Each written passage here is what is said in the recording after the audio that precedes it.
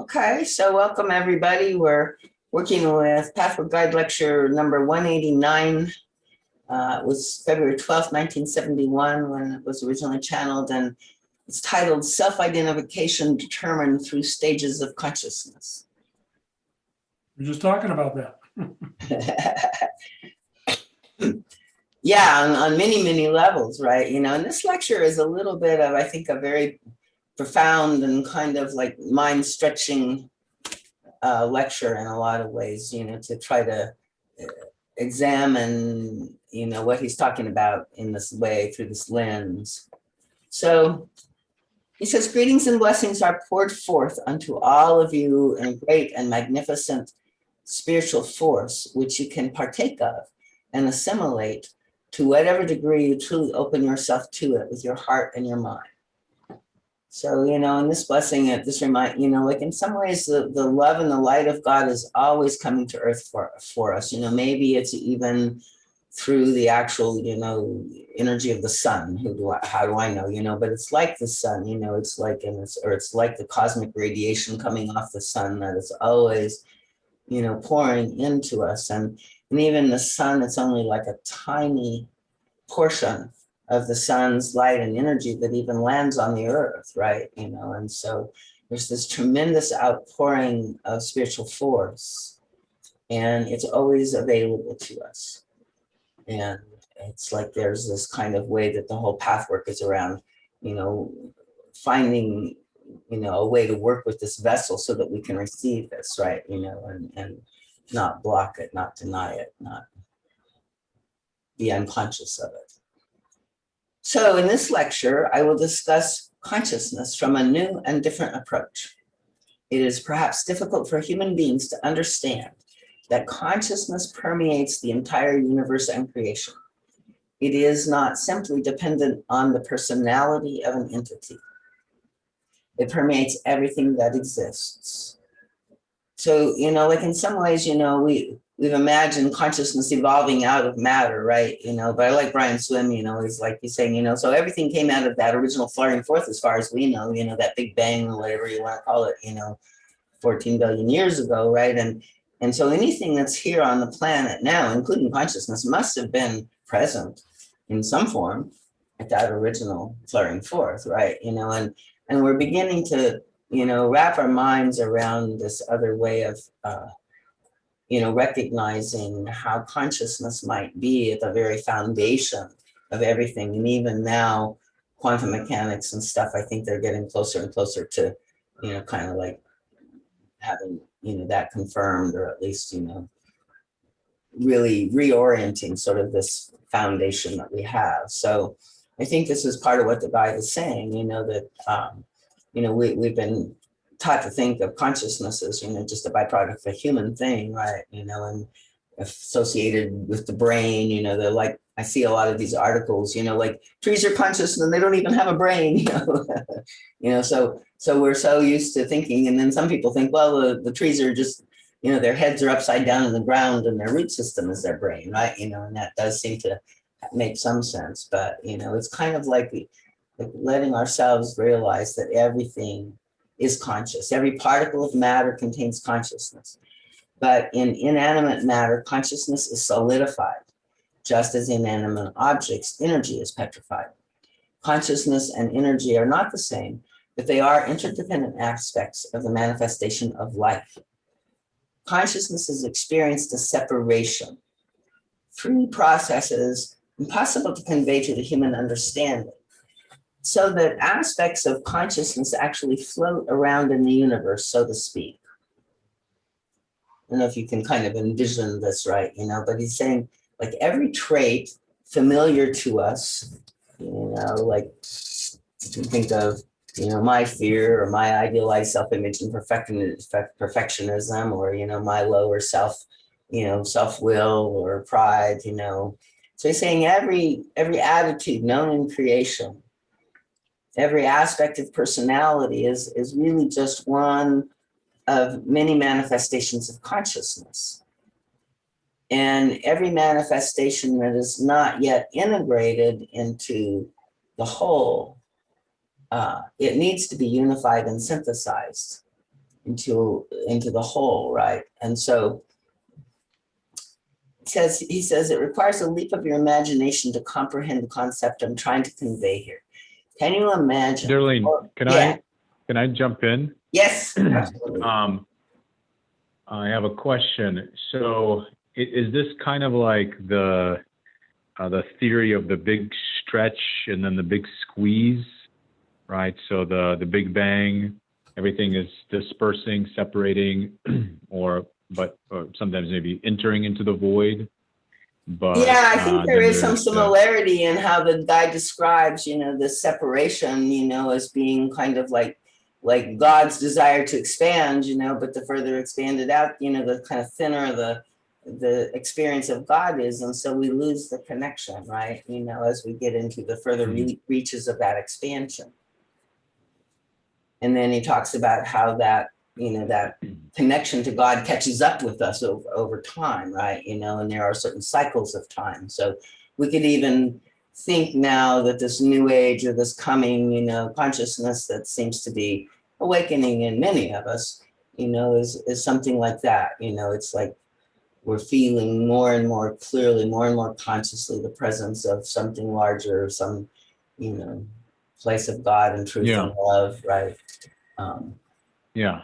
So, yeah. And I remember the guy talking about like how this is the purpose, like of this whole life experience, is transforming these aspects into higher consciousness, into unifying it. But my thought is,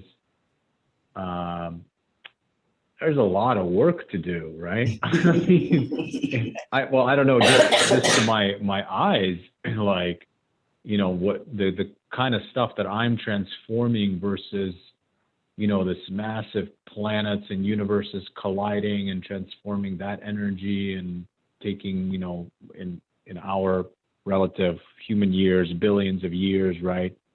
Like there's a need to maybe relax a little bit, at least for the perfectionistic part in myself. Yeah.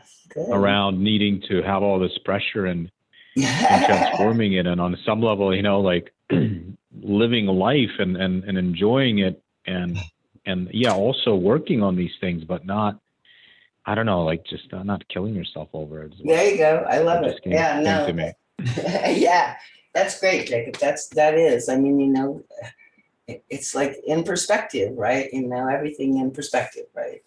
And to recognize, the vastness of the undertaking, and it's already been lifetimes, right? So and it's more important in some way, right? For us to be fully in life and experiencing life, and the perfectionism really isn't what is going to lead us out of life, or into that connection. It's already here. It's like what's keeping us away from it is our judgment that we're not ready for it yet, or we don't, we're not good enough or whatever. So, and yeah, even if it's, we're not ready for it, that's okay. It's coming, and there's a way that we can try to push a river, right? But that doesn't really do anything but tire us out, right? And it's a whole lot easier to just let ourselves lay back and let the river carry us. And the guide says in a couple of other lectures how important, relaxation is for the spiritual journey, and how sort of the intensity is an obstacle to self-realization, is one of the lecture titles, right? So, all of this is kind of along those themes of, accepting, like there's, and each one of these things, he says, right, free-floating particles of overall consciousness. And it says it does not matter whether these traits be good or evil, such as, for example, love, perseverance, sloth, laziness, impatience, kindness, stubbornness, or malice. Like all of these different aspects of consciousness need to be incorporated into the manifesting personality. And only then can purification, harmonizing, and enrichment of the manifesting consciousness take place, creating the preconditions for the evolutionary process of unifying consciousness. So in some ways, we came here to be a container and hold it all, right? And not identify with any of it, because none of it is us. We're not this stuff. We are the container of consciousness that, brought it in. And some of it is already integrated. So where our love is easy and free, where, we don't have, difficulties with certain things in life, is where, there's already the integration. And where we're not integrated, there's the conflicts and the splits and the duality. So he says about unification, it's important to note that this harmonious and destructive aspects of consciousness always remain separate. This can be readily verifiable by individuals who observe their own inner process. Positive traits and constructive aspects of consciousness are always harmonious parts of the whole, enriching and expanding the entire unified consciousness. So according to its nature, each aspect of consciousness has its own characteristics, its own vibratory movement and frequency rate, its own emanation of color, scent, and tone, right? So, and I want to even like if you notice, like, how are you in this moment now? How's your inner weather pattern? How's your inner attitude? What's your inner state? Does it feel pretty neutral and, uplifted, or is there some heaviness or some, tension, whatever, right? So, to me, these aspects of consciousness also reveal themselves to me energetically in my body, right? So he talks about the vibratory movement and frequency rate, but I often feel it also in other ways, right? So, but, it's kind of like, it's interesting because I can wake up in the morning and I'm feeling a whole different space, a whole different, energy inside of me than later on in the day, right? Or something happens and it kind of possesses and takes over me. And then even when I move through it and I, do what I can with it, like I sometimes feel sort of like the residue, or the, sort of the drain that did or whatever. So, it's like, I think it's good to pay attention, like in this space of consciousness that we are, many things come and we unconsciously are channeling. Does that make sense? I mean, in some ways, what we're saying is we're all mediums. And all of these traits, be it love or malice, are essentially consciousnesses that tempt us to let them come through us and channel, to let, ask us to channel them. And so, if my lower self comes in and wants to be channeled, it's like I'm working at this free will interface, right? To see that and recognize that I'm not that, right? And have a choice about that. But we have to kind of wake up and recognize, these different, that there are these different energies that we're continuously being, and we sort of unconscious, we just go unconscious and we kind of think they're all us. Right? And there are moods, oh, I'm a moody person and sometimes I'm like this, and or I have a certain state of fear and anxiety that I'm always dealing with, and it's like my problem or my trauma from my childhood, which is all, somewhat true, but when we think about it in this terms, we can think about it also as, oh, she's, somebody's carrying a pain body that's, like all this anxious energy consciousness. And that energy consciousness that's kind of taking over this personality, all it knows is anxiety, right? It's like that's its state of being. And there's something in us that, oh, that feels familiar, oh, I must be anxious. And so then we recognize and identify with it, and then it becomes who we are. And then we start fighting with ourselves about it. So this lecture, I think, is really important because it's really asking us to step back and recognize, all of these things, are really not who we are. So, Darlene, I'd like to have another question. I get a little bit confused, and I'm wondering if the guide is just talking to different parts of people, but there in some of the past lectures, the way that the guide would phrase some of the things, it sounded like we are in a way these energies, and it is a direct reflection of our level of development, or our kind of the average level of development, and those that don't develop will kind of stay behind, and those that do develop will move on to the next stage or whatever. So it almost in some ways feels Think of I it don't as want to say school and not a personal, but it's moral. Think of it as a school and not a moral evaluation. Does that help? No, I'm not judging it. But in some ways, like, these energies are us. Like, we are these energies. We're choosing them, right? It's like we're identified and choosing okay. them. And so we're trying to wake up to who we really are and have our free will make a different choice, right?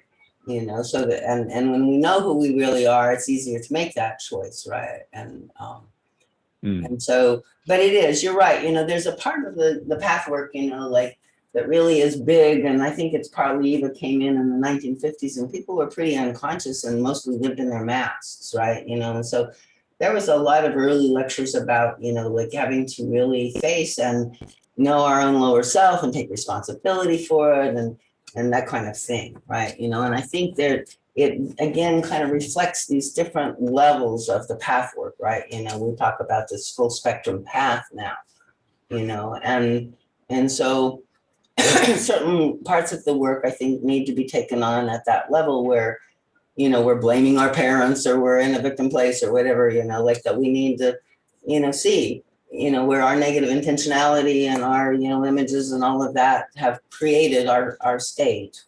But there's also this other level, which is, like, kind of this shift of consciousness. And the guide says ultimately the whole purpose of the path work is to, take us to this place where we can make this shift in identification and shift in consciousness, such that, we can, connect with this indwelling higher, consciousness of that's our inheritance, is our ultimate nature, right? But it is beyond the human personality completely. And so in a way, we have to begin realizing that, all of our personality aspects are kind of like personas, or maybe even sometimes I think the soul is a much bigger entity, and we kind of choose certain parts of ourselves, and we only incarnate a certain amount of our light and a certain amount of our, creativity or capacity. And then we bring in also, these places where we're lost in, or there's consciousness lost in confusion, and it may be connected to our own journey. Like, like, I think it is, personal for me to work on these places, but when I can see them as archetypal, and I can see, like, well, my anxiety is everybody's anxiety. It's like a state of consciousness that everybody has tasted, and as I heal my own, I'm healing it for the planet as well. And, I can, be a space where I can allow this anxiety, to come and try to do my best to hold it in compassion and be in service to that healing, rather than run away or feel, mad at myself because I have anxiety and stuff like that. So it helps, I think, in shifting the story about who we are and what we're doing into a more life-giving story, instead of into, like, this fixing our or improving our personality or our ego. And I think that, there is a way we have to take responsibility for this, but I have a question. Go ahead. It was talking about so it talks about each aspect of consciousness having its own vibratory, movement and frequency. Am I wrong to think that so do these personality traits, or these personas we take on, like laziness, impatience, kindness, stubbornness, would each of those have their own? Yeah, that's what he's talking about. He's saying that those are you know, like entities in their own right? You know, they are spheres of consciousness, you know, all those traits. And yeah, you know, like they have their own vibratory, you know, they have their own story, they have their own, they have their own reality. It's like they are a sphere of consciousness, right? And it's like when you're looking through them, you're like looking through their lens, right? And you see life, you know, I think you might have had experiences where you get triggered and you regress in some way. and you're aware all of a sudden that you're, you know, feeling the world is, you know, like a much more difficult or hostile or, you know, tragic place than your ordinary consciousness, right? You know, and sort of you're lost in one of your pain bodies, right? And then you may stay there for a while, and then eventually somehow you pull out of it or wake up again, and then you can look back and realize, you know, oh, you know, I was in this kind of mood or this, you know, phase, or, you know, I was lost in this kind of, it's like a spell, right? You know, in the old fairy tales, they would talk about that we would have spells cast on us, right? So, you know, these are similar in that way as well. Thanks.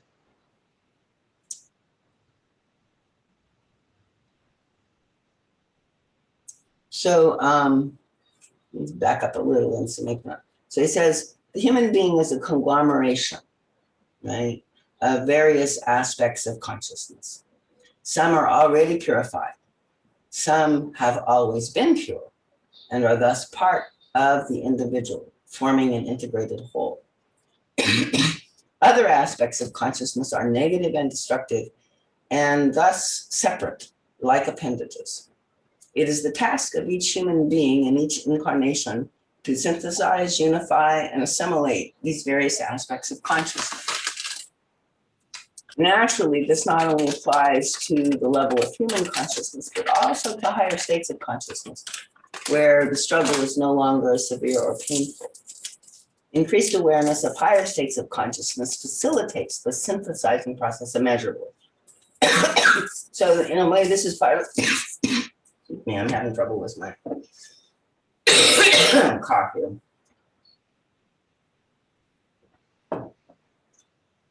You know, so this is in a way when we can, you know, identify with our higher self or with our pure awareness, right? You know, just our conscious, not awareness, right? And not identify with anything that we're conscious of, right? This is, I think, you know, kind of the part of the goal that we're moving towards.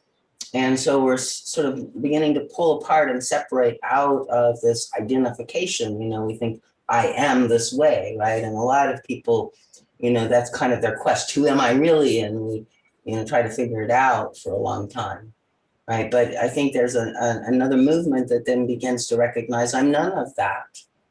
I'm just this pure space of awareness that's, you know, experiencing these things. And everything that I am experiencing is content, right, in the consciousness. So it's not the same as the consciousness itself. So anything that's content, you know, anything I can be aware of in a sense is really not who I am. I am the space of awareness and the activity of awareing that, you know, everything is unfolding in. So ultimately, this little shift, you know, takes us to more of this awakening consciousness place, right? Even, you know, where we can identify, you know, purely with, you know, the pure consciousness. But it also helps just to kind of begin to activate our objective observer and, you know, like we were doing in the 3 voices meditation, you know, bring online a little more the connection with guidance and with the higher self and with our pure presence, right? And that helps us not get so tangled up in our pain bodies, because that's what happens is we identify with them and we get tangled up in them and you know, we can't, it doesn't transform. We're just in a big puppy pile with them. So he says the human predicament is the general lack of understanding of what is going on, the blindness with which people are involved in the struggle, and their deliberate perpetuation of that blindness. So to the degree that struggle and tension exist in a personality, the various aspects of consciousness will be at odds with one another. You who are unaware of the meaning of the struggle are trying to identify with one or several of these aspects of consciousness without knowing what the true self is, where it is located, or how it can be found in this maze of discord. You wonder if you are your best qualities, or if you are your over-severe conscience, which annihilates you for your negative traits. Or are you perhaps the destructive demon within you? Which is your best self? Is it your rage at the demon in you, or your total negation of its existence? Whether individuals know it or not, this inner struggle and search is ongoing, and the more conscious the struggle is, the better. Any path of self-development must sooner or later come to terms with these questions and with the deep problem of self-identity. So is it, when you're reading that, I'm thinking, no, we're none of those things. Or I guess there's another part that's like, and we're all of those things, but okay. Yeah, I think that's exactly, it's true. It's both and, depending on again, how you slice the pie, or how you want to look at it. But for the purposes of this process, right, he's really inviting us to, let it be none of those things for now, right? And feel sort of the shift in our sense of self, when we anchor it sort of in this more basic fundamental aspect of our simple ongoing awareness, right? So he says, it's a human distortion to identify with any of the above mentioned aspects. You are neither your negative traits, nor your self-punishing superimposed conscience, nor even your positive traits, even though you have managed to integrate the latter into the fullness of your being. This is not the same as identifying with them. It is more accurate to say that you are that part of you which managed this integration by determining, deciding, acting, thinking, and willing, so that you could absorb into yourself what was previously an appendage. And by appendage, I think, he really means, in a sense that space of consciousness that is connected with you, but it doesn't know you. It's kind of like in its own little world, right? And sort of by integrating it, it feels to me like it means like that that the sense of the boundary of this appendage, right, has to kind of open and become a part and feel less isolated. Like the appendage, for instance, doesn't know God exists. The appendage may be lost in some trauma experience or something in this image of life's pain or cruelty. So that appendage doesn't know what you know, doesn't know what you and your higher self know, that there is a God, that there is something beyond these traumas that we've gone through and stuff like that. And so in a way you brought in these appendages and you went through experiences that kind of activated them, right, in order to make them something to focus with. But then your job is really to help them realize that their fears are not real, that their defenses are not necessary, that they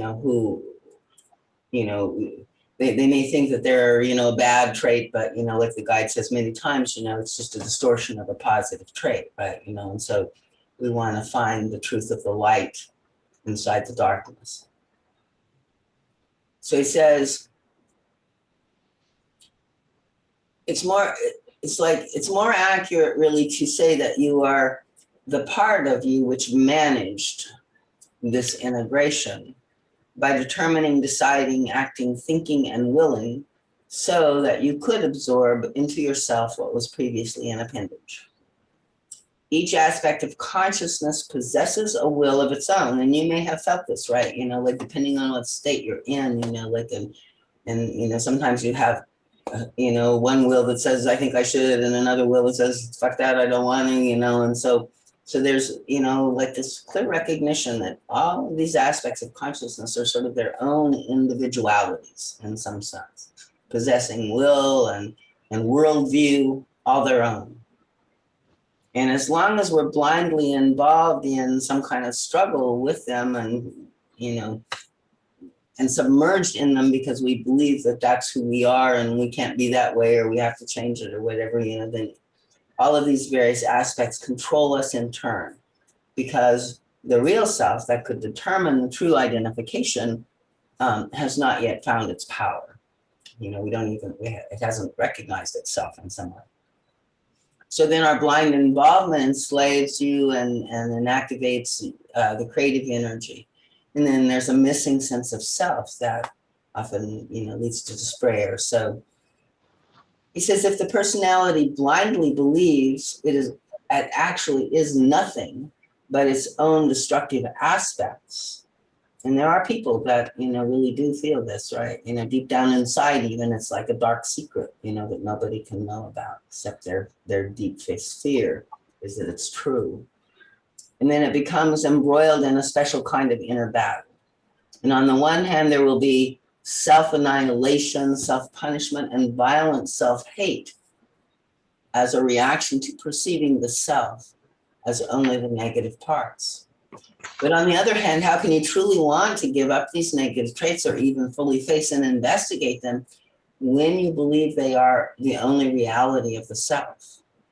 You are thrown back and forth between the attitudes of I must remain as I am, unchanged and unimproved, for this is my only reality and I do not want to cease to exist.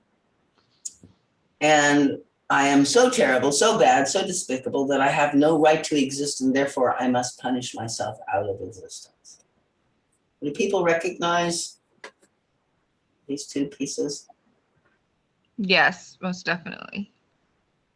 Yeah, definitely. The punish yourself out of existence is it just that it's constant self-criticism, or is it actually suicide? I think it's on all levels, and I think constant self-criticism, even if it never ends up in active suicide, can be a form of passive suicide. And just the self betrayals, you know, constantly betraying ourselves. Right. Self-punishment.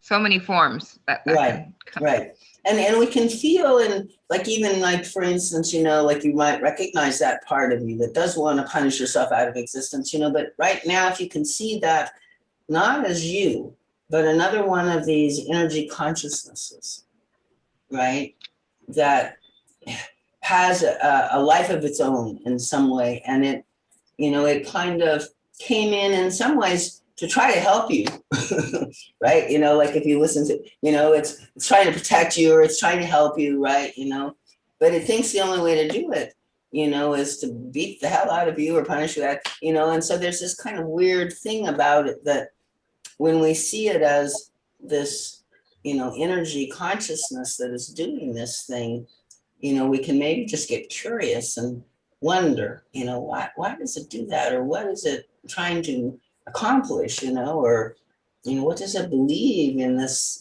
effort, right? So this is where we can awaken our inquiry and our curiosity, right? And start I have two questions coming up for that. So one, I'll actually say the second one first, which is when you're saying get curious for it, is holding that space with curiosity a way to help heal it? Because that same consciousness that we're feeling that in that moment is something that's floating around with everyone. So healing, like you said, that little bit of it and making that space for it heals yourself and others.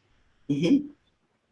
And then the other question I had was, this reminds me of like from the Christian days and, or not days, but, you know, Christian experience that I had going to church and then also synagogue. It reminds me of like thinking about possession and wondering about these entities and how they correlate with like evil spirits or good spirits, you know what I mean? Is that something that has crossover? Yeah, no, I think so. And, like I think you probably read that lecture 15 on, sort of the negative specialists and sort of the influence between the spiritual and material world. So I think this is like the guide is trying to help us understand that the astral is a plane that's more real than the physical, right? And in the astral, all that we understand is our feelings or, like these aspects of our consciousness, and including like like this part that could be so, wanting to, annihilate us, right? Maybe if you saw that in the astral, that would be like something that maybe healers sometimes talk about seeing, you have this, thing attached to you and it's sucking your energy, or it's, I think it's all of the same reality, like looked at from different, through different lenses, right? And so these aspects of consciousness that become, part of our personalities and stuff. I think he kind of says like we choose to bring them in, and they may be connected to, like aspects of consciousness that we couldn't heal in a previous lifetime, or maybe they got, established in a previous lifetime in a pain state, or a suffering state of confusion, right? And so we it's like every split off piece of consciousness that exists, it's part of the mission of God, and we are of the light of God, to bring all of that back to God, right? And so if you think of yourself as that, you are the light, and all of these aspects of yourself, your faults, your, parts that, are self-hating or, even, lower self acting out, and hurting others. It's really, parts of the universe that you brought into this incarnation, because in an incarnatory state is the highest likelihood that these, beings or these consciousnesses can transform and have other experiences. So like a piece of consciousness that has an image that, all men or all women are, or work is, or, whatever those, generalizations are, like it comes in and it may run into that in this lifetime, but it also has example and possibility of encountering the opposite, right? And having a change of mind, a change of understanding. And the spirit that incarnates with that, it does its best to try to lead the personality in the direction, of helping that, right? And so I think I don't know if any of this makes sense, but it's pretty much how I see it, is it's all the same, like the shamanic realms that we talk about, it's just different ways of describing all of these separate entities, separate consciousnesses that are floating around, all our feelings, all our things. And yeah, they do possess us. We are constantly channeling one thing or another. So our responsibility is to, become conscious so that we can really choose what we're channeling into the world and not be taken over by these unconscious aspects and channeling things that we really don't want to channel into the world. Yeah.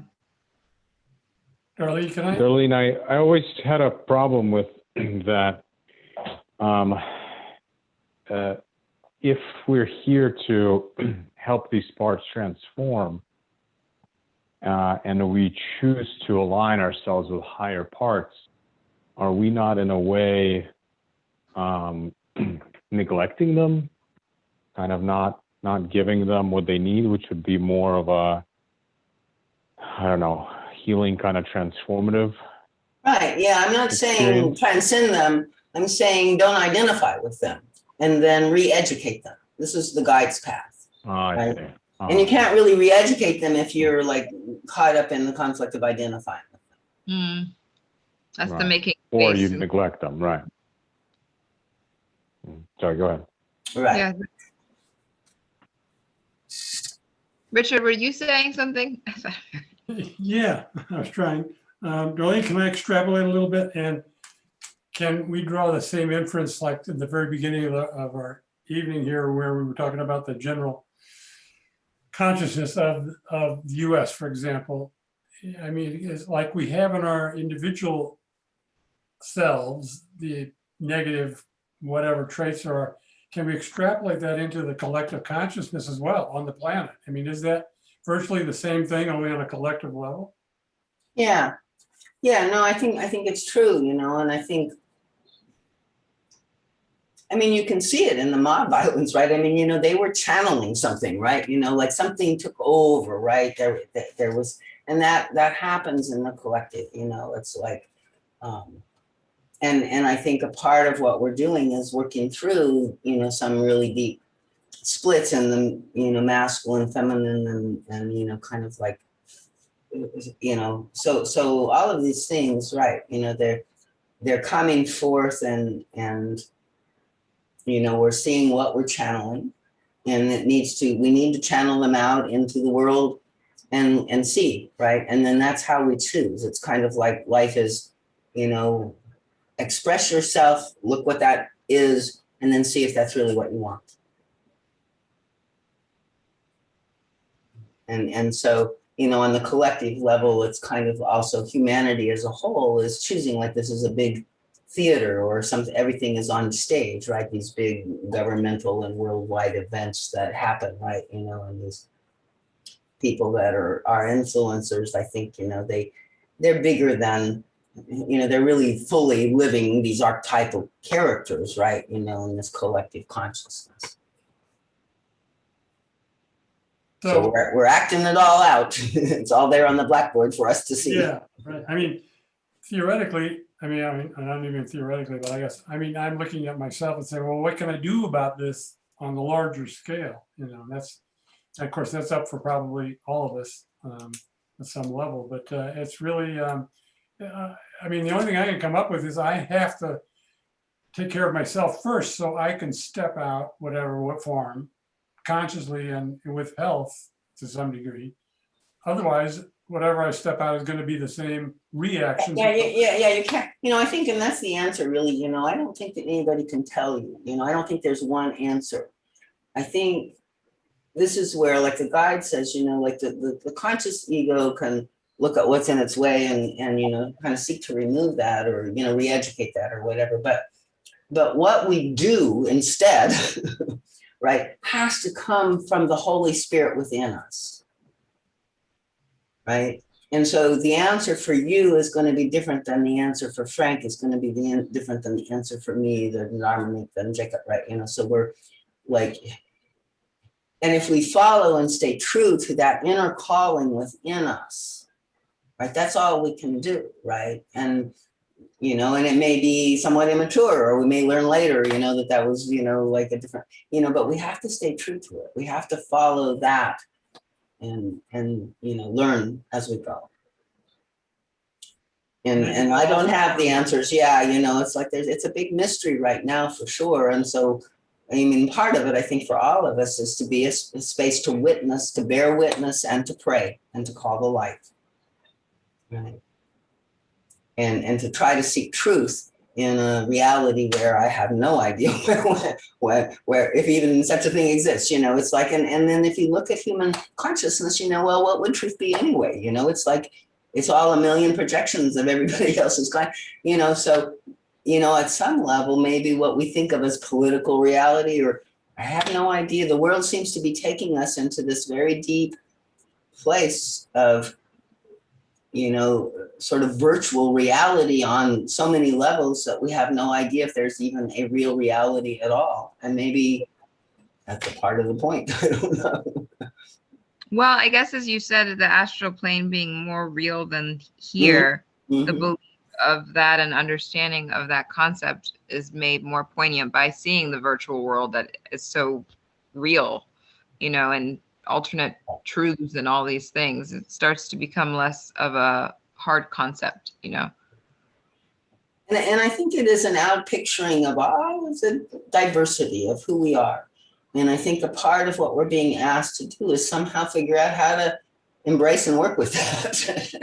You know, and I mean that's a mystery, like totally in and of itself, right? You know, it's like, so I honestly, you know, most of the time just stay really humble, and you know, I'm just seeking, you know, like in my life, what can I do, or what, you know, what calls me. And you know, sometimes I post something on Facebook, and sometimes I think that's the stupidest thing anybody could ever do. You know, I don't know. You know, it's just, who knows, you know, and most of the time I'll have second thoughts on anything I believe in any given day, as I feel like Alice in Wonderland, right? You know, isn't there's a quote in that story where she says, you know, like, I have at least 6 or 7 contradictory thoughts in every, you know, every hour of every day, right? So in some ways we are all Alice in Wonderland right now, and through the looking glass.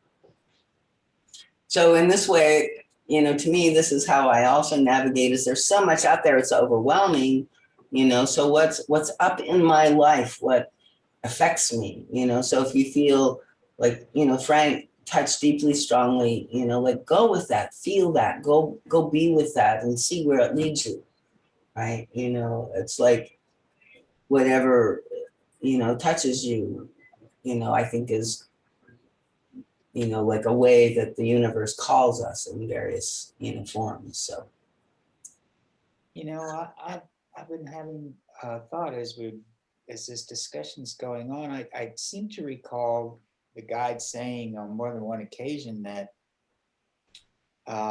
thoughts and attitudes create forms in the spirit world. exactly. But here in this world, they don't create forms. They create consequences. And sometimes they're not immediate. So in a way, this is an easier ride than the spirit world.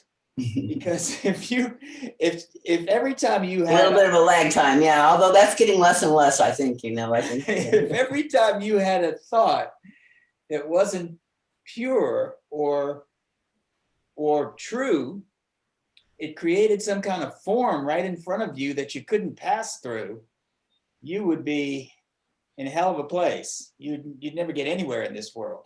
But it's not. And I think that's what happens really to people that are sort of lost in their own hell realms, you know, like deeply depressed or, you know, really unhappy with life, right? You know, there's some way where they are like just kind of swallowed up by, you know, the forms in the astral, you know, that are blocking, you know, the life force or their light from, you know, and they're identified, right? You know, so. And sometimes I think we just have to go through and experience, you know, that place as well, right? It's all grist for the mill. So let's see if we can, he kind of diverges here as usual, kind of in the middle of the lecture. So, you know, he's talking here about, you know, like when the personality blindly believes it's nothing but its destructive aspects, then it becomes embroiled in this inner battle. And I see this so often in subtle ways, unconscious ways, right? We don't even recognize that it's going on inside of us. But on the one hand, there will be, you know, a self-annihilation, a self-punishment, a violent self-hate as a reaction to perceiving the self as only the negative parts. And on the other hand, you can't really want to give it up. So I did read this. So you're thrown back and forth between the attitudes of I must remain as I am, unchanged and unimproved, or if I'm, you know, going to exist and I don't want to cease to exist. But if I'm so terrible, so bad, so despicable, and I have no right to exist, then I must punish myself out of existence. So this conflict is too painful to face when it is believed to be real. Right. And that's where we get lost, is we think this is real. And then we have to put it to sleep. You know, we can't even face it. You then lead a life of as if or pretense, which shifts your sense of identity to your mask. You struggle against exposing the pretense, let alone giving up the pretense. For the only other alternative is this painful struggle. No wonder human beings have so much resistance, and yet what a waste it is for none of it is the true reality. There is a real self that equals neither your negative aspects nor the Adamant self-annihilation nor the pretense that covers everything up. Finding this real self is our main concern. Before the universal self can fully manifest in you, there is already one aspect of it available right now, which you can immediately realize. It's your conscious self at its best as it exists right now. It is a limited present manifestation of your spiritual being, but it is truly yourself. It is the I you need to make order out of all your confusion. This already manifest consciousness exists in many realms of your life, but you take it for granted. You have not yet brought it to bear on this area of conflict where you continue to be blindly controlled by a false self-identity, or rather by its consequences. The I that is able to make this decision, for instance, to truly face this conflict and to observe its various expressions, is the self which you may selfly identify. To the degree the personality awakens and self-consciousness is gained, such decisions and choices of attitude are possible.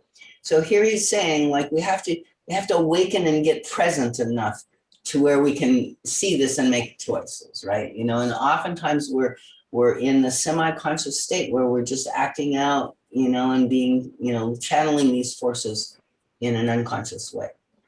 So conversely, to the degree that such decisions and choices of attitude are made, consciousness awakens and expands. So again, there's a kind of vicious circle there, and we have to fight to, you know, awaken that. The immediately available consciousness of every living human being is usually not fully put to use right where the greatest suffering and conflicts exist. The full scope of its power is not put into the service of this struggle about identity. When the entity begins to do this systematically, a major change will take place and a new stage of development is reached.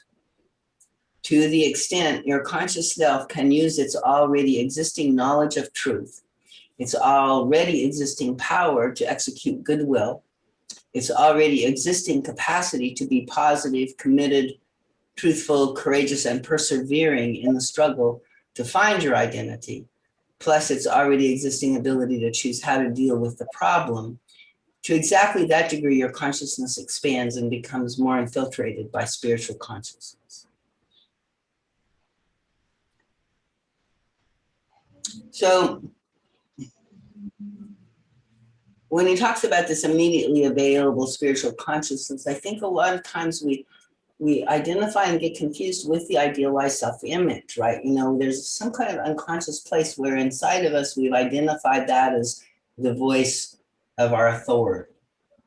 It was the voice of our parental authority. It was the voice of the slightly older child trying to protect us from, you know, the problems and stuff. And so, you know, we hear it almost automatically as this voice that he's referring to that we need to awaken. And so for me, what he's saying here is right, but there's a little catch that he doesn't address this directly, you know, that we really have to, you know, begin to recognize what the spiritual consciousness sounds like and feels like, right? And it is different than this idealized self-image. It's the truth. Right. It sounds like the truth. And it doesn't have a forcing current, doesn't have some kind of contempt or judgment or pressure attached, you know, like, you know, self-judgment, which I find often the idealized self does, right? You know, it's kind of like it's frustrated with us, and you know, there's total patience in the higher self voice. In the true presence, you know, it's like, and yeah, you know, it's like, it's in the presence of the truth of what is right now. You know, it may not know ultimate truth, sometimes it does, but, you know, it's grounded in this truth of this moment now, you know, in its body, feeling, breathing, you know, and, you know, present inside. So It just doesn't have the same agenda to me, as the ISI does. So when we can wake up that part, and then just be with what is, sort of pause and allow and notice what's there, and then, there's a potential that, in that observational space, a different understanding comes through, or we make a different choice, or we recognize, oh, that's a defense coming up, right? And then we can help the defense, right? We can re-educate from that place. So I know when we drop in my like helper sessions, I'm able to kind of connect with my body and feel like a pain body or go there. But I guess the dropping in to feel the spiritual or the higher self or spiritual consciousness, is that a different thing? Well, I think to the degree that your observer, this adult real self of yours that he's talking about, is willing to just go in and pay attention to the pain bodies and the sensations in the body, that's the closest thing, and that's the way that we develop that connection. Because when you're doing that, it's like, usually you're not involved in the story, so you're not lost in you don't know what it is, you don't have, your typical, story about it. And so you're just being with it and present and curious, right? And that's really the presence of the higher self, coming through your adult ego. And so that activates the higher self. And then when we're holding that and observing and being present to it, like we often feel impulsed or guided, or, can ask, for help, and then receive, different, support and understanding, right? Yeah, because I felt what Frank was saying about it being true. Because sometimes I'll just have that, that I think all of us have had, where it's like a feeling that's very natural, versus it was nice to hear the differentiation about the agenda or the rushing or the judgment. Exactly. Yeah. And when we feel that forcing current or that tension or that pressure, that's the ISI in the body. And the part that we want to be, like we want to present, or we want to make, like, come in relationship to that, even that pressure, okay, I notice pressure. It's kind of like Adyashanti, allowing everything to be as it is. So I'm with the pressure, right? But who's with the pressure is just somebody noticing the pressure and exploring the pressure, right? And breathing into the pressure to see what it's needing or what's there. So he says, spiritual consciousness cannot manifest when your existing consciousness is not fully put to use. So this is part of what we're doing as well in this, and he's also referring to in the conduct of your life. So by using existing consciousness, new inspiration, new realms of vision and understanding, and of profound wisdom and experience all well up from your depths, right? So this is, I think, what people have experienced in just being, holding that space, being present to what is, right? And as long as you follow the line of least resistance, which is sort of avoiding the feeling in the body, giving into blind involvement, reactionary kinds of things, settling blindly for a would-be existence, trying to, be special or, live through your mask, you remain stuck in the old rut of reacting from habit. And then we can justify that, we indulge in compulsive, negative, hopeless circular thinking, and our present consciousness cannot be put fully to use. And this is something that I also like, this idea of, shifting out of the story and the mind stuff and into the body. Because the mind does kind of, it's like it's possessing us, right? It's possessing us in this loop of thoughts. And so to observe the possession, like I get lost too easily. So I find it easier to just notice what those thoughts are causing in my body, right? And then to pay attention and work with the body in that and get unpossessed, right? Or like not relying on the thinking. So as long as existing values are not fully put to use, and this is again where, we in the re-education thing, when we can understand maybe what's happening, we can bring truth and our own higher values. And this is where we're trying to not just superimpose or force on, which is what the idealized self-image would do, onto this part of us that we're trying to re-educate. We want to really try to find a way to help that part understand and accept and receive and grasp, what the truth is. And so in some ways, we become like our own inner helper to these pain bodies, these, aspects of consciousness that are the separate appendages that we brought in to transform, right? To integrate into ourselves, really is really more accurate than transform.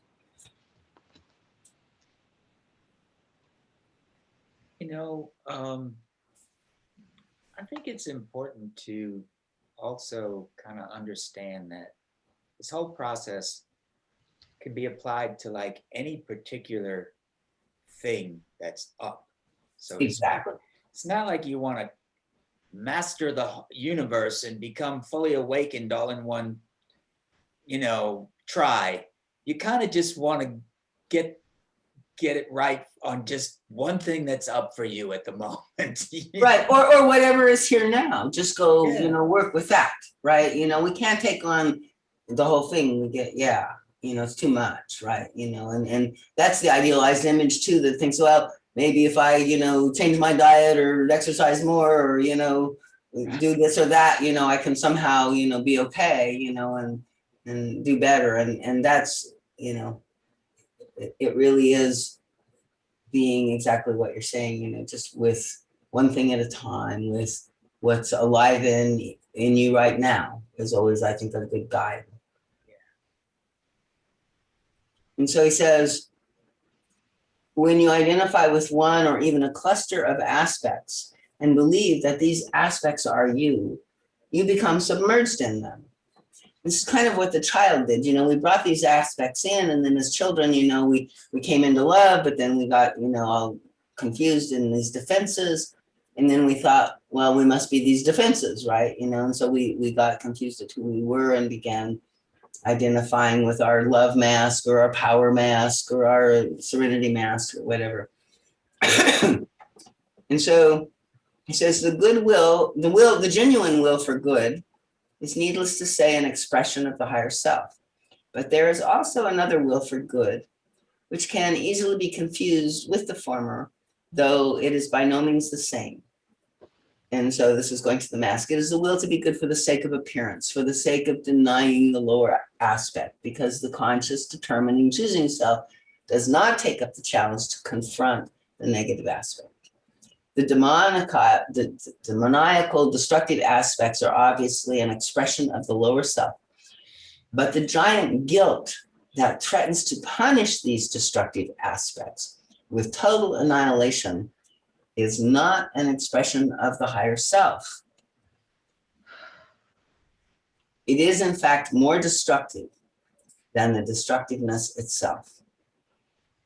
So this is kind of what we're trying to say here. This is where this idealized self-image is more destructive than the lower self. And if you believe you are your demon and you seem to have no other choice but to annihilate yourself, yet you dread annihilation and thus hold on to the demon. But if you observe the demon, you can begin to identify with the part of you which observes. You must never forget that no one is entirely involved in the struggle, else it would be impossible to rise out of it. There are many aspects of your being where you do use the power of your creative thinking, where you expand your minds and thus build productively. But we are now focused on those areas where you are not expanding and productive. As long as human beings are unable, or rather unwilling, to recognize their destructive aspects, they must be lost in them and therefore cannot attain proper self-identification.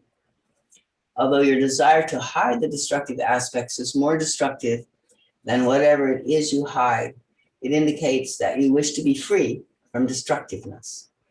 Thus, even the desire to hide destructiveness is a misplaced, misunderstood, and misread message of the higher self. It is a wrong way of applying and interpreting the longing of the spiritual self. So, and this is very beautiful, if we can understand this whole idealized self process, being just a misunderstanding and the misapplication of this longing for our spiritual self. And, align again, instead of with the push and the forcing current from behind, with the front of the heart, which is the desire and the longing. And now let us discuss further how the conscious self can be more activated and utilized so you can expand it and make room for spiritual consciousness to infiltrate it. Before you go on, Mm-hmm. it occurs to me the same theme that I uncovered in 201 is that the punishing, the self-punishing is a way of robbing yourself of your own divinity. Exactly. Your connection to divinity. Exactly. And your connection to God. It's like chopping your legs off, so to speak. And it's ruining your connection to yourself. And it's like, so the first split is already inside of you, and you can, no healing can happen until that unifies. Right. And wasn't there another lecture that talked about the fall and how all the divine, or not all, but different divine aspects within us were reversed? So Right. if we get the things that were reversed, we can also find our divinity, because if we turn it on its head. Exactly. But that requires looking at it and facing it. Exactly. Perfect. So yeah. So it says, everyone on the path who has worked diligently and conscientiously to shed the mask, to give up defenses, and to overcome the resistance to exposing apparently shameful liabilities, has experienced how acknowledging negative traits creates a new freedom. Why is this so? The obvious answer is that the mere fact that you have the courage and honesty to do so is in itself a relieving and liberating factor, but it goes beyond that, my friends. Through the very act of acknowledgement, a subtle but distinct shift in identification occurs. Before such acknowledgement, you were blind to some or all of your destructive aspects and were therefore helplessly controlled by them, indicating that you believed them to be you. You could not afford to even acknowledge these unacceptable aspects because you identified with them. But the moment you acknowledge the unacceptable, you yourself cease to be the unacceptable. Instead, you become identified with that part of you which can and does decide to make the acknowledgement.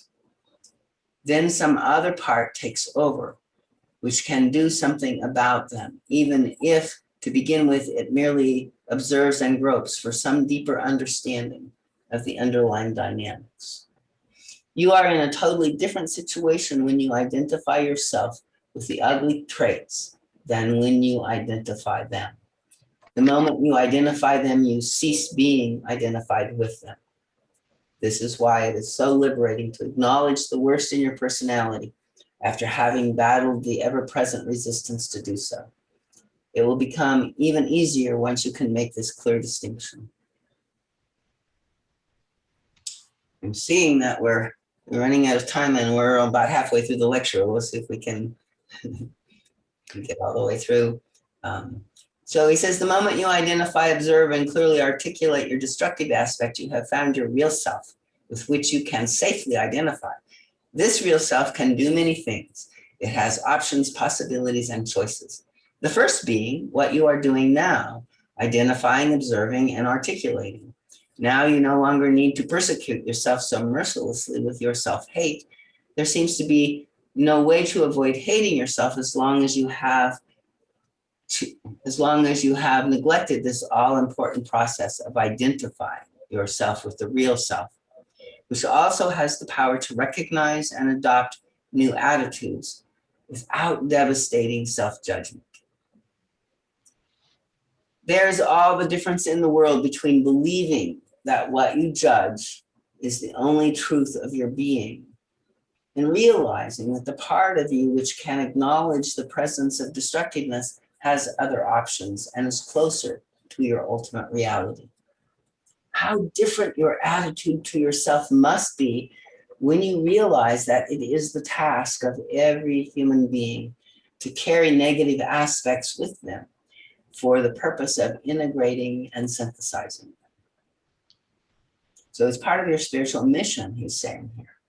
And he says, when we understand this, this allows for truthfulness without hopelessness. And then he says, what dignity it lends you when you consider that you undertake this important task for the sake of evolution. When you come into this life, you bring negative aspects with you for the purpose just mentioned. Meaningful laws determine what aspects you bring with you. Every human being fulfills an immense task in the universal scale of evolution. An entity who does not offer to fulfill this kind of task may be quite free, purified, evolved, and harmonious, but it is not contributing to evolution, as all of you here do. This task gives you great dignity, which is so much more important than the momentary suffering that accrues from not really knowing who we are. It is one of these subtle, apparent contradictions that exist when dealing with the realms beyond duality. It is necessary to acknowledge the ugly aspects as parts of you and take responsibility for them before you can truly understand that you are not these aspects. It is possible to be responsible for them without believing that they are your only reality. And only when you first take responsibility for them can you come to this wonderful realization that you are not them, but that you carry something in you for which you have taken responsibility for an evolutionary purpose. Only then can come the next step, that of integration. So let me recapitulate the 4 stages of awareness mentioned thus far. The half-asleep climate where you do not know who you are and blindly battle against what you hate in yourself, either consciously, semi-consciously, or unconsciously. And then the first state of awakening, when you can acknowledge, observe, and articulate what you do not like, and you can feel that this is just an aspect of you rather than the secret ultimate truth about you. The awareness that the I, which observes, articulates, can also make new decisions and choices and can look for hitherto undreamed of options and possibilities, not by magic, but by trying out attitudes that were totally negated or ignored before. Some examples of new attitudes are setting a positive goal of self-acceptance without losing a sense of proportion, groping for new ways, learning from mistakes and failures, refusing to give up when immediate success fails to arrive, putting faith into unknown potentials, which can manifest only as these new modes are adopted by the consciousness.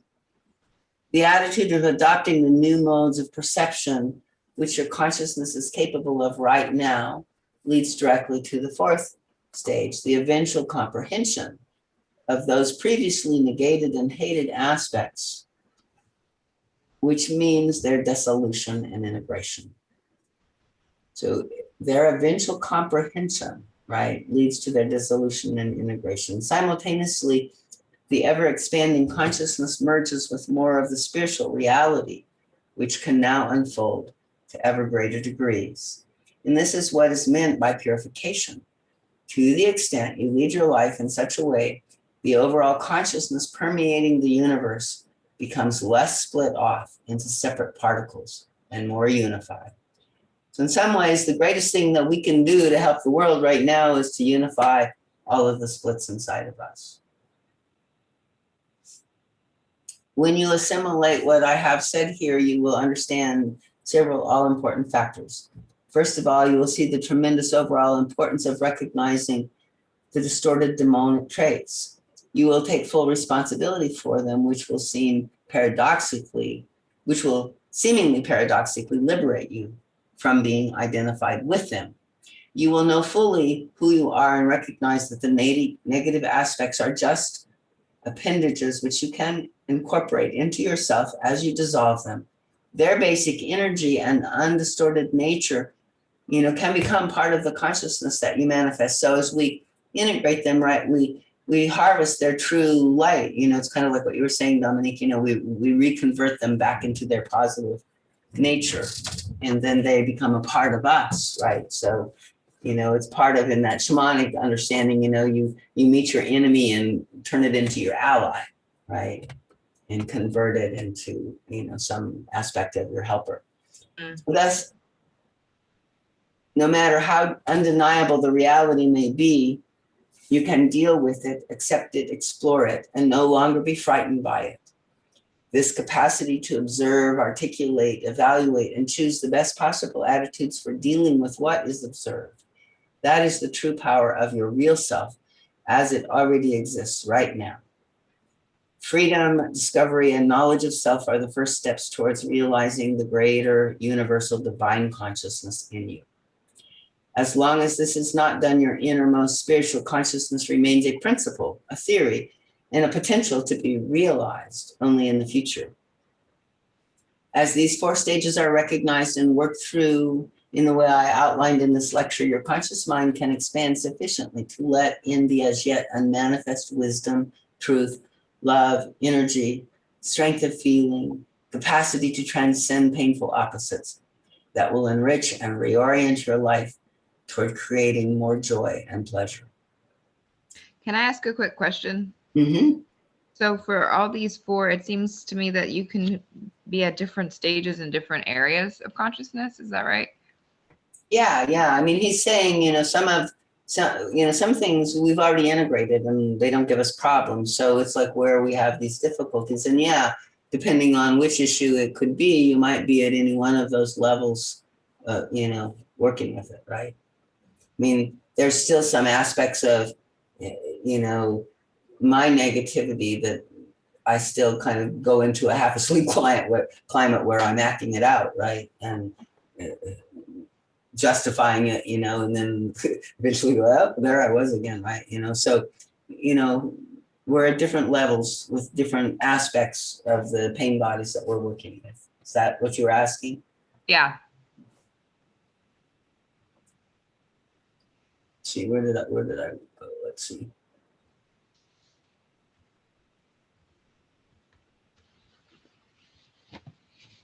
Much further down. Yeah, I forgot exactly where I was. Oh, I think, yeah. So the moment self-identification takes place, a deep and apparently bottomless terror of the human soul disappears. And I think this is really true as well. And a lot of people that suffer a lot of anxiety, it's from this inner split, and there is this, shift out of that. I think this is a healing to a lot of the anxiety disorders that we have, but it's not easy to come by, right? And often this terror is not experienced consciously, and certainly we don't recognize it as coming from this, right? So only when you are on the threshold of these states and making the change from being lost, blind, and confused about what and who you are to having the first inklings of identification with your real self, do you become aware of this terror. And so you can also look at this, people that are coming with anxiety, like, okay, so, they think that, again, it's a problem and they got to, but it's really an understanding that they're getting close to making the shift in identification, right?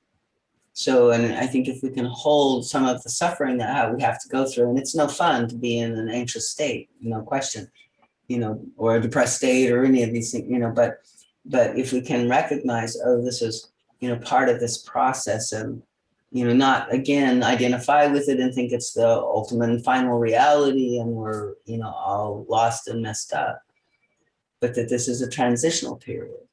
And the guide says it could last for weeks or for many incarnations, right? Well, I'm not sure it could last for many more incarnations after hearing this lecture. Hopefully not. If Right? you've never heard this lecture, yeah, I guess so. But well, once you get the lecture, I don't think you're going to go several more incarnations. Right. I agree. Yeah. So he says the terror exists only because you do not know where there is a real you beyond those aspects of you which you hate. Because of this terror, you consistently hesitate to even identify what you hate. As long as you lack the courage to explore whether your fear is justified or not, you cannot find out that it is not, and that you are much, much, much more than what you fear you are. The human personality is often on the brink of wanting to make this step, but this brink feels like a precipice, which brings hesitation and a prolonged pseudo-existence. When this point is not dealt with, terror remains in the soul. When the terror is denied and repressed, and this repressed terror has additional adverse effects on the personality, which becomes more alienated from its true nucleus. So when you finally make the full decision and commitment to face your fears, the terror disappears, and you realize that you can find out who you truly are. You also find the life, that life is rich, full, open, and infinite. The moment you experience yourself as being that part which observes and not that which is being observed, there is no need anymore to annihilate yourself or to limit your identity to the fraudulent mask or the hateful demon or the petty, selfish egotist. So identification with the real self removes the terror of annihilation, not just death, but annihilation, which is different. We shall now return to your conscious mind as it already exists in this moment. It is now in the state of being able to acknowledge and observe the self or an aspect of the self, and it has many choices. Your chosen attitude toward your demonic, undeveloped, undesirable trait is key to expanding your conscious. You hear so much today about the concept of expanding consciousness. Often this is believed to be a magical process. To attain true spiritual consciousness, it is necessary to first pay attention to the not yet fully utilized material within you. Every minute of depression or anxiety, every hopelessness or otherwise negative attitude toward a situation contains various options, but it requires an act of inner will on your part to awaken your dormant forces and make them available to you. Often people go through various spiritual practices and wait for a miraculous manifestation of the greater consciousness, while their immediate mind and thought power is ensnarled in the same negative attitudes, feelings, and thoughts. No exercises, efforts, or hope for grace intervening from outside can bring you genuine awareness and genuine manifestation of your spiritual self. The creative energy that is inherent in thoughts and thought processes is totally underestimated by most human beings. Right now, you can explore the recesses of your conscious mind to search for new, better, and more creative ways of meeting difficulties, for more realistic and constructive ways of reacting. To whatever degree proper self-identification has not taken place, you find yourself still secretly identified with the aspects of you which you most hate, and therefore resist even observing. And to that degree, your consciousness is unable to avail itself of options and possibilities. So when you begin to pose the question to yourself, what attitude do I choose toward what I now observe in me and what I do not like? You have made one of the most significant discoveries in this present phase of your evolution. What are your choices as you observe the destructive attitudes and intents within you, including, your destructive, like the ISI, right? Like we can observe that, right? And it's like, what is our attitude? And you can choose. He says, what you have done until now only without awareness. And so we've often looked at ourselves and chosen, self-hate or self-judgment. We can choose to be totally dismayed and hopeless, thinking that it is impossible to ever be different, that this is all there is to you, or equally erroneously imagine that you have the power to make an immediate and drastic change. This is no more positive than the earlier attitude because it's based on unreality and must lead to inevitable disappointment. But you do not have other options available. Isn't it possible with your mind as it is now to choose other modalities? Say, it is likely and predictable that I will forget and become involved again in the old blindness and its conditioned reflexes. But this need not deter me. I will have to struggle again and grope to find over and over my key.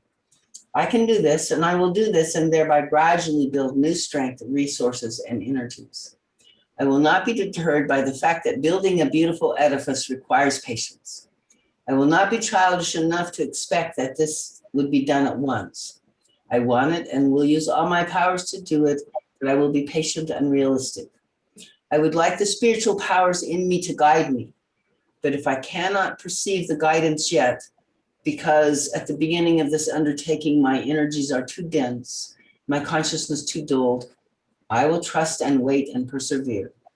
I want to give my very best to the venture of living. I will try over and over again to identify, observe, and articulate what I do not like without being identified with it. I will grope for new ways of understanding it all so that I will eventually grow out of it. You can start now with the attitude that you would like to observe and identify rather than be submerged in what you hitherto did not wish to acknowledge. The more you do this, the more infinitely greater and unlimited consciousness of your as yet submerged spiritual self will integrate itself into your conscious mind. And you will become it. As I said previously, this happens best in the threefold dialogue, referring back to our last lecture, right? The dialogue of the conscious self with the demonic aspect, the dialogue of the conscious mind with the divine self, and the dialogue between the divine self and the demonic self. In all three of these possibilities, both sides alternately speak and listen, as in every meaningful conversation. But this threefold dialogue comes only at a later stage of your development. Therefore, the more you can perceive and observe in this way, the easier it will become to make the next leap, the realization of your true spiritual identity. You will then truly know that this incredible, beautiful, limitless consciousness is the real you, where all power lies and where there is nothing to fear. Okay, so he says this lecture requires diligent attention. It's a deep one and lots of pieces here. And I read it every time, over and over again, and acquire new, understanding of what he's pointing to. But I find it a very, very useful, practice to, shift that identification and look at all of our traits and qualities and suffering aspects and pain bodies, as these, split off appendages that are part of our spiritual mission to come here and be in service to through, understanding them and seeking to heal them. Okay. Any final thoughts or questions here before we close for the Could you scroll down back about one page to the right there, that yellow box right there? Guide always seems to install a prayer in the lecture. Yes. In quotations, it starts, "It is likely and predictable that I forget and become," right. It's like this is like the self-identification prayer. Exactly. And I love when he does that, because it's like it's a demonstration of how we can come in this kind of a humble place, right? It's a place of, accepting with humility that I'm likely going to be, screw up again, or whatever, and yet, I'm still aligning with and affirming my identity, right? So that I don't have to judge and get lost in my negative identity or pretend it doesn't exist at all, right? So absolutely a beautiful prayer. Yes. Quick question. Uh-huh. Yeah, I don't know if it's the appropriate time to do it, but as we're reading this, especially near the end, when people are totally caught in their anxiety, etc., is a state where my sister is right now.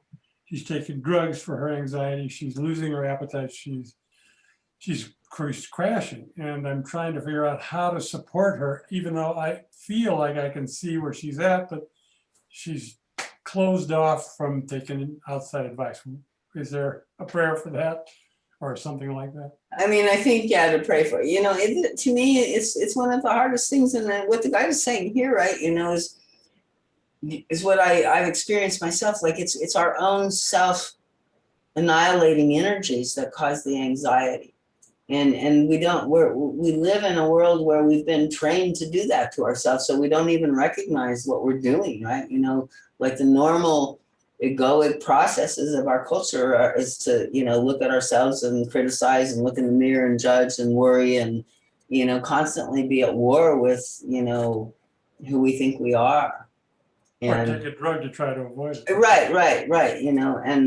And the anxiety, I mean, I don't think much really works for it. And I think it is extremely a lot of suffering and debilitation. I know in my situation, I carried a lot of it and an extremely, like really intense critic. And I mean, it made me clinically depressed as a child and bulimic. It was, I struggled for 20 years in the Pathwork, like every session with Susan, there's your idealized self-image again, right?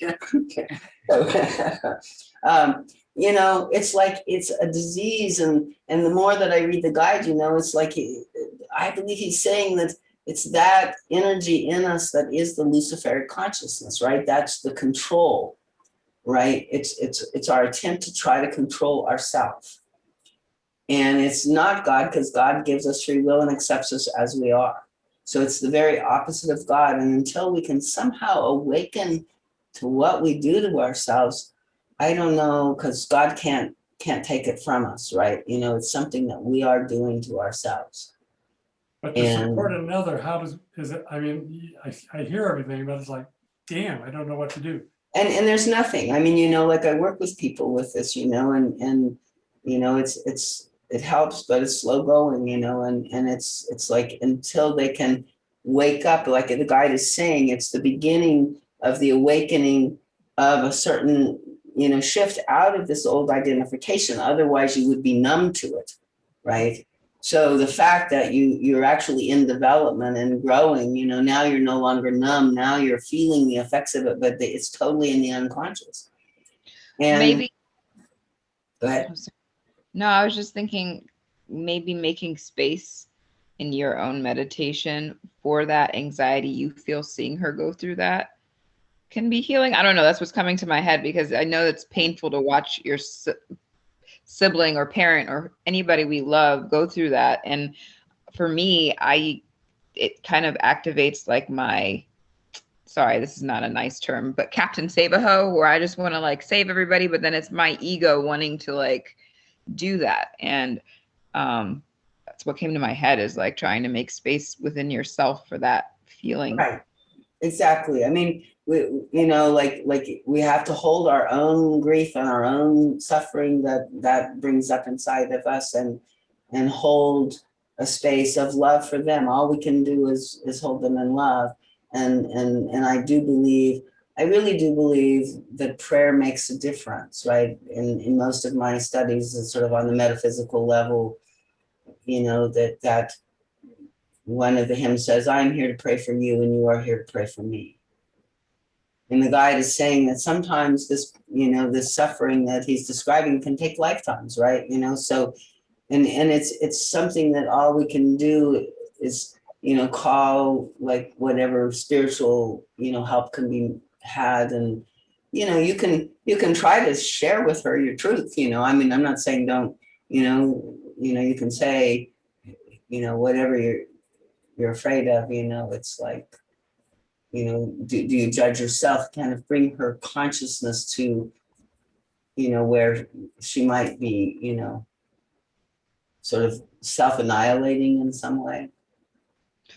For me, my mom is going through panic attacks right now, Richard, and a lot of it has to do with me, because I've taken space away because of the effect that our interaction has been having. And she's been writing me, telling me how it's causing her to have anxiety attacks. And what did help me is realizing that we're all going to have our crisis, and that crisis is going to bring about our own growth, so that I wasn't feeling like I had to rush back and annihilate myself in order to help her. But also it's just hard to like hear your family member suffering. But again, realizing that stopping that is also stopping growth in some way, and but still providing support and praying has been helping me, and it's still hard. Exactly. It's the hardest thing we do when our loved ones are hurting. I mean, that's a harder suffering even than our own, I think, in some ways, right? You know, and love, you know, love wants to be Captain Save-A-Ho. You know, we want to make it go away. We would take it on for them probably if we could. So, you know, it's like, it's hard when people are in that place, and there's a lot of people suffering from that and more.